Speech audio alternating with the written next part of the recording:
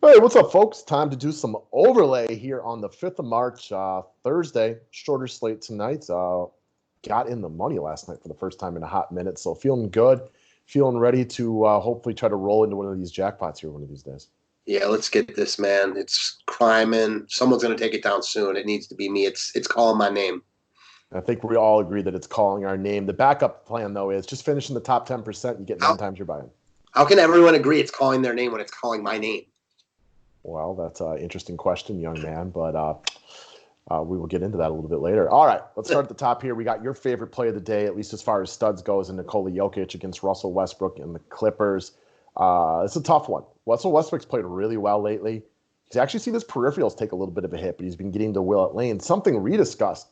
I don't look as the Clippers as the team that's going to let him get to the lane at will. So I'm going to take Jokic by an eyelash right here. I'm gonna take Jokic as well. The missed shots. This is one I'll definitely pick. All right. After that, Kawhi Leonard versus Pascal Siakam. Funny that this one's up here because we had this debate on the members only video. Clearly, if Gasol and Ibaka play, I pick Kawhi easily. What about you? Yes, I pick Kawhi easily too. But if those guys are out, I pick Siakam.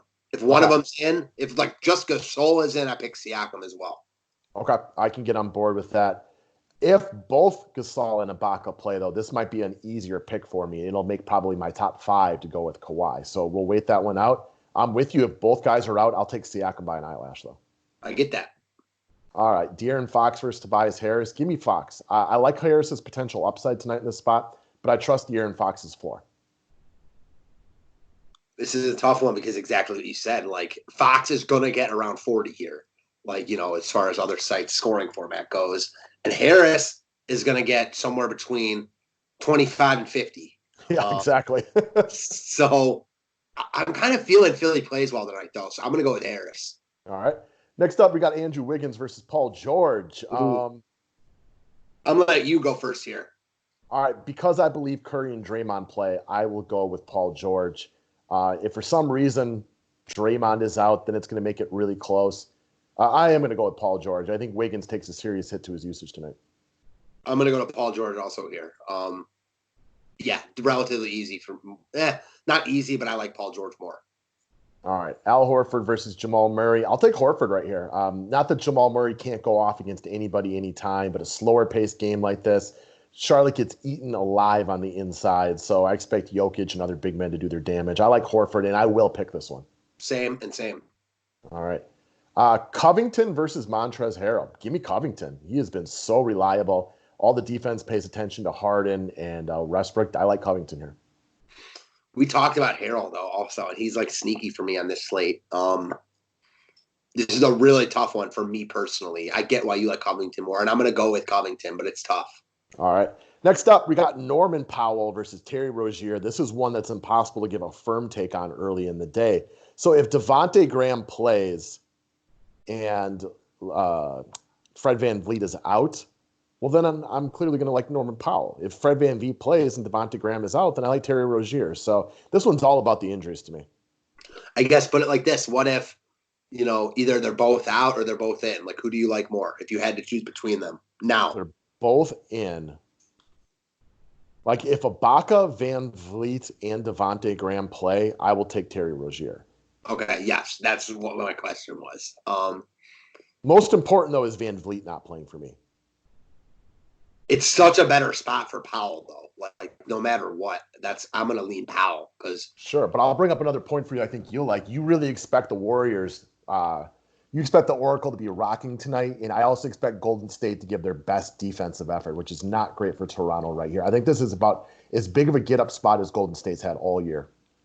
So don't get me twisted. I do not like Powell tonight. I just think I like him more than Rozier. Like if all those guys play, then I have to choose between them. Although it's close because in my heart of hearts, Rozier is still the better player. So I'm torn here. Yeah, it's a tough one. Not one I'm lining up to pick unless all the injuries work in fashion for one of the guys. Right. Like if all those guys are in for Toronto and Rozier and Graham is out for Charlotte, I love Rozier here. Yeah, then it's easy, right? It's maybe the top one on the board. Okay, so we'll watch that one. We'll wait it out throughout the rest of the day. I'm going to assume since I've refreshed this about 100 times already today, we haven't gotten any new news, but Nope, nothing that's going to help us right here. All right, moving down the list to OJ Anunoby versus Shake Milton. Again, as far as OG is concerned, we're waiting out some of those injuries. Once Toronto gets all these guys back, man, are they a deep team. So I think I'll take Milton, but if all those guys are out, then maybe I would switch back over to OG. Same and same. Okay. Miles Bridges versus PJ Washington. Bridges all day. I will pick this one in a heartbeat. I will too, although Washington came to life last game too. He's been a little bit better. I'll go Bridges as well, but I'm going to say not like as fast as you. Okay. Jeremy Grant versus Cody Martin. Grant had a bad game last game with Millsap playing. I have no reason to believe Millsap doesn't play today. But again, if Devontae Graham plays, Cody Martin's role is less. If Graham's out, this one's easy. Yeah, 100% agreed. If Graham's in, it's really difficult. It's tough, though. Yeah, I just like bigger guys against Charlotte. Yeah, same. That's why I lean Grant, too. All right, House against Beverly. Look, Beverly, with all the offense on the Clippers, with Paul George and Kawhi, Harrell, Lou Williams, Richie Jackson, Beverly, I don't think he shot the ball in 3 weeks. So give me Daniel House. Same. He's in there to play defense right now. I love what Patrick Beverly brings as like the intangibles, but quite frankly, he just has no reason to be shooting for this team. I could see him this is the type of game high upside though, where he's going to need his defense just meandering into 20 here or something like that, and that could be enough to beat House. Could be. I think he's out there giving a very good real life basketball effort, but it does not equate to DFS points personally. I mean, I think we can agree on this. If House hits a couple threes, it's going to be House. If he misses a few threes, it's not going to be House probably. All right, I can agree with that. Definitely. All right, Eric Gordon versus PJ Tucker. I'm going to take Gordon here. Tucker's just too uninspiring amongst both guys that are very uninspiring. And he's not your typical center that can actually get to the Clippers in one of their weaker spots because he's really just a wing player trying to play center. Yeah, exactly. All right, Buddy Hield versus Bogdan Bogdanovic. I had zero desire to pick this one. These guys are very, very similar in what they do. Hield can't play enough minutes for me to want to go there. I guess gun to head, I'd go Bogdanovic, but I have zero desire to pick this one. Same. All right, same team, Harry Giles III versus Harrison Barnes. Give me Barnes. I just trust him a scooch more. Yeah, I guess I trust him a little bit more too, although I don't love it, but you gotta it's tough. Yeah, exactly. We're not lining up to pick that one, and that's the technical term is a scooch, but it's not one that I have a lot of desire to go after. Mm-hmm. Bazemore versus Korkmaz. I will take Bazemore. Not that I love it, but Korkmaz has been specifically uninspiring lately. Yeah, same. Bazemore had played well. Again, tough slate here. I'll go Bazemore as well. All right, Draymond against Serge Ibaka. I expect Draymond to play. And assuming that, I think you see Draymond's best effort tonight. Again, I think the Oracle's going to be rocking. Give me Draymond Green if this one even matters.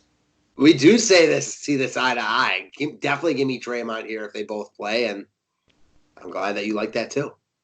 Man, the Oracle has been a rough season. Again, I don't feel bad for them because they ruined the NBA the last 5 years. But, I mean, the Oracle is going to be crazy tonight. Yeah, I mean, Curry, yeah, I agree. I'm glad you also agree that you think Draymond plays tonight. Now, obviously, if he's really hurt, I don't think he plays, but I don't think he's really hurt. Neither do I. This is a basketball stadium that has been cheering nonstop for the last half decade that hasn't had much to cheer for this year. They're going to go crazy tonight. Exactly. All right, Marquise Chris, who's playing real well, and Bielisa. Although, again, if Draymond's back and Curry's back, Chris is still a big guy, so they're going to play him, but I can't imagine that he does quite as many things tonight. Agreed, but he has kind of solidified himself as their best big man, which is weird. Well, he's got talent. Yeah. I mean, there's a reason he was drafted high up, and then he got stuck in that Phoenix organization. Mm-hmm. Bielisa lately, 23, all over the place. Against this Philly team. He's all over the place, man. He really is, which hasn't changed much in a long time. That's a tough one for me. Chris. I like the spot better for Golden State. All right. Will Barton versus Damian Lee. Look, man, if Green and Curry are back tonight, it's back to being their team, and Damian Lee is an afterthought. So give me Will Barton. Definitely give me Will Barton here. Even a slow-paced game, no doubt about it. All right, Marcus Morris Sr. versus Alec Burks. I'm going for the Burks bounce back game here. Give me Burks. That's just a gut feeling. I'm going to go the Bellman style. I'm with it. All right. And then Reggie Jackson versus Monty Morris. I know who you like here. Well, I like the idea of Reggie Jackson for his price on DK, but I don't say that with much. Just want to look at the Monty Morris game log the last couple of games. Because they're healthy now, and I just haven't monitored his minutes lately. That's the problem, is they're healthy. He had been playing decently well, though. Still playing bigger minutes. He's a weird guy like that, you know? Although they've had a lot of blowouts lately, too. So I don't know how much of that has to do with it. All right, I'm going to side with Morris, although I like the upside of Reggie Jackson better. I'm going to go Morris because I think Reggie could lose run in this game to Beverly. Could. Definitely could. The Clippers, it's weird how some of these teams have had so many injuries, but we look at Denver right now getting really deep. It's a very deep team. You know, with Porter having trouble getting off the bench these days, it just shows how deep they are. Morris can play, even without Malik Beasley. Now the Clippers are super deep, and as Toronto gets healthy here in a hot minute, they're going to be really deep. What kind of deal does Denver really need to make to, like, be, like, you know, up there?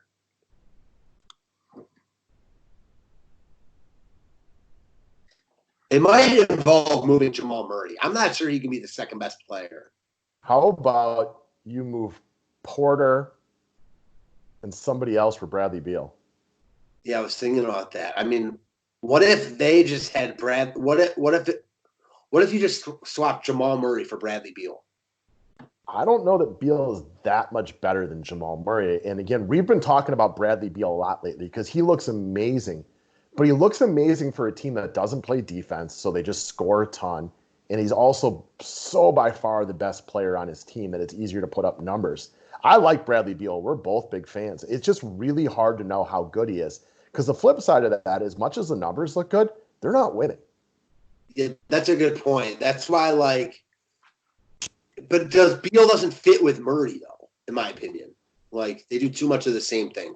I mean, not saying that I wouldn't like it and wouldn't make them better. Would that be the ideal fit? Maybe. I mean, he's the ultimate floor spacer.